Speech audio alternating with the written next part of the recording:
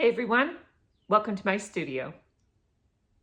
You guys, I just found out a day or two ago that this mosaic, which I have named the Night Watch, was accepted in the Mosaic Arts International exhibition for 2025, which will be held in Orlando, and it needs to get shipped out. If you've been watching my channel for a while, you might know that I started this at a demonstration that I did for a museum.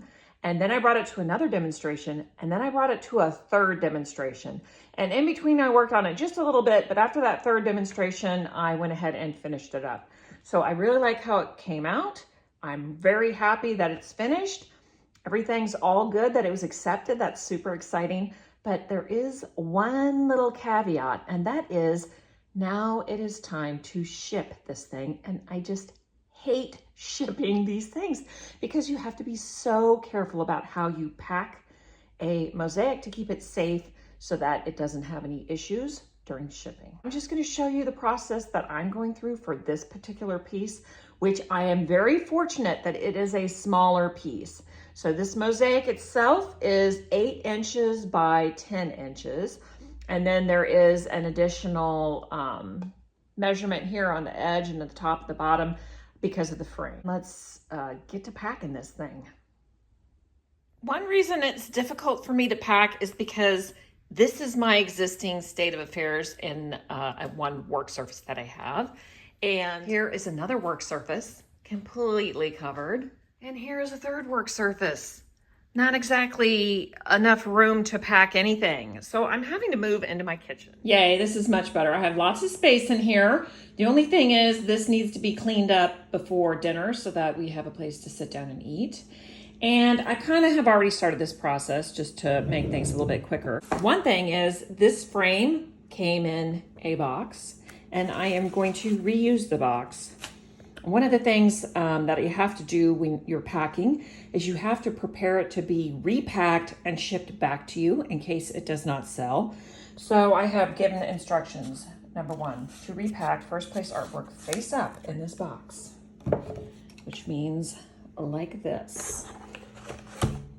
So this is a unique situation in that this box fits exactly, which is what you want with this type of artwork. You don't want any wiggle room. You don't want any shifting. For the next step, I wrote to repack, place waffle paper directly over artwork, then place thin foam sheet over that and close box. So one of the things that is common with a piece like this, the Smalty, is that there is some texture and it is a bit rough on top. If you were to wrap this in bubble wrap, the bubble wrap could possibly snag on some of these pieces, get caught. It could pull a piece off when they're unwrapping. To avoid that, you put paper directly next to your work.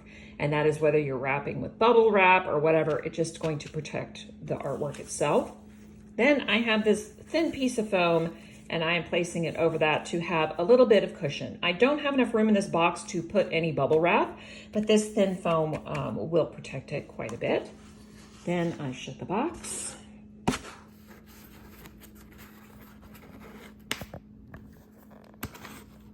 It already has this sticker that said fragile glass. Next step is to pick it up and shake it and just make sure that it is secure in there. It is not going anywhere. I don't feel any shifting. There's no space in this box to shift. It is protected quite nicely within this cardboard. Now, before I go any further, I'm going to tape this box shut. I am going to pack this in bubble wrap. And I have an existing piece that I found in my garage, so I didn't have to purchase the box. I didn't have to purchase the bubble wrap. And I didn't have to purchase the waffle paper because that came with some stained glass that I recently ordered.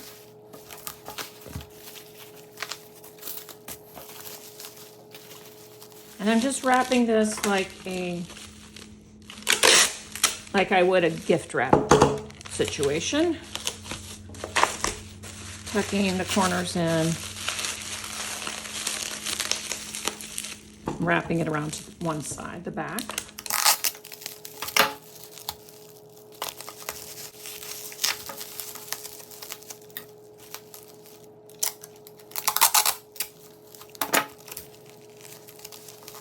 Best thing to do is to give it a couple inches on all sides with this. I'm going to put one piece behind it And then I am going to build up a separate piece with a hole cut out that's going to fit around the edges, and then I will put one piece on top of it, and then I will box that whole thing up. One thing you do not want is you do not want any movement anywhere in this box. So everything needs to fit tightly, and it needs to be, I'm basically custom cutting it to fit this bubble wrap that I've just wrapped around here so that there is no movement.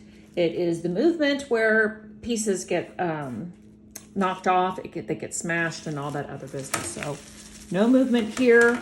And now I'm going to cut this, and then I'll be building a box around it. Before I cut into this, I want it to fit perfectly inside the box. So let me show you the box that I've purchased. And it measures 15 by 16 by 20. And what I was looking for was something that was 14 by 16. This side of the box, which is this side right here, will be the bottom. And to get it that way, I have to close the flap and tape it, and then I'll have to cut it. Let me do that. This is where my piece will be sitting inside the box, but I don't need all this height. I need just enough to fit the insulation. So once I figure that out, I will draw a line here and cut it this way. And I will have to measure how big the foam will be, and then a little bit extra so that I have a flap. I made a mark. This will be the bottom layer. And then this one will be where I cut out and put my mosaic. And then this will be the top layer. And then I need additional length up here to, I'll cut a slit here so that I will have flaps that I can flap down and tape it shut. Here we go. Now I have drawn my line. This is the bottom where my piece will go with the foam, the piece, the foam, and then up to the flap line. So I've drawn this line all the way around. You can cut this with a box knife, but I have found that, and don't tell my husband, but this is the meat cutting knife that we have in our kitchen, and it just makes things so much easier. Here I go.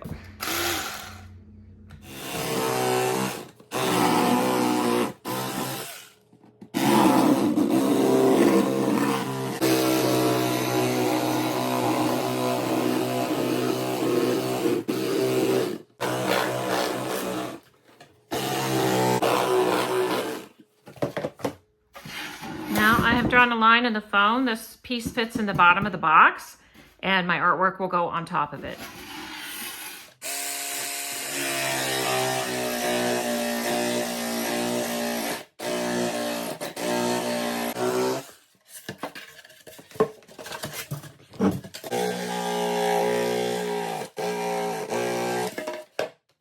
Let me check the fit.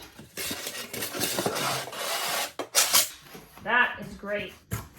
As you can see, the foam fits perfectly this way, but there is some extra space in the other direction, so I have cut a piece of foam to fit in there.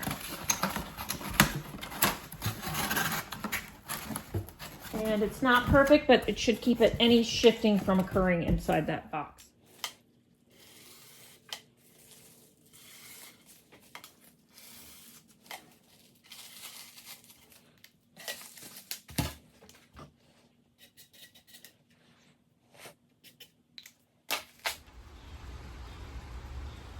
I honestly hate packing, so I had to stop in the middle and take a break. My arm is tired from cutting also. You can see how snugly that fits inside this piece of foam. I have made a strap with a tab on it out of tape that I just taped to itself. I taped it to the top here. I'm going to tuck it under. I'll put the artwork in. And I'm testing it here just to make sure that it works. Someone opens the box, they pull on this tab, the artwork comes out. Nice. That's what we're hoping for.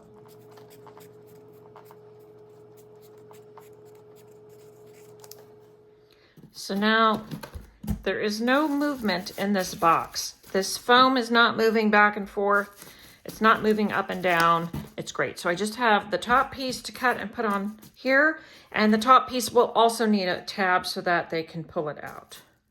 They have requested that we include a photo. I put the title, my name, and my address, and any other pertinent information. And then lift tab to open, so that when they open the box, they lift this tab, this part comes out, then they lift this tab, and the artwork comes out.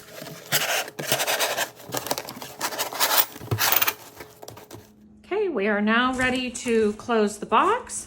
So I have folded this part down and then this part down. And then lo and behold, I did not measure correctly and I did not make this flap.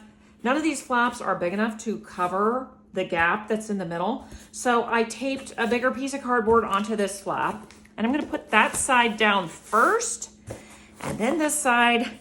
I will tape it all, and then I will bring it to a shipping company and have them ship. So when this box arrives at the gallery, they will cut it here, they'll cut it here, and I'll indicate that on the outside of the box.